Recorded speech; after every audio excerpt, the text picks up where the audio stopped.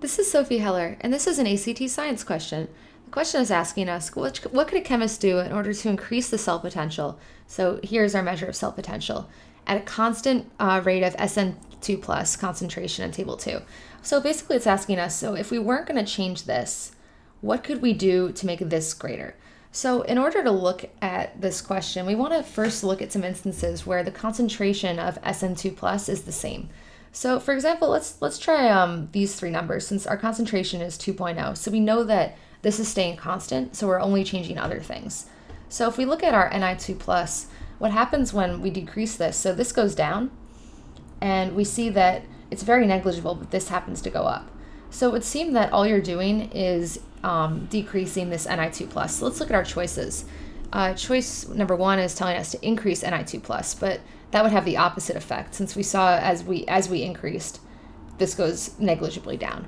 So that's not good. Choice 2, decrease Ni2 plus. Exactly what we saw. This is probably our answer, but let's look at how temperature comes into play. Choice 3, increase temperature and decrease Ni2 plus.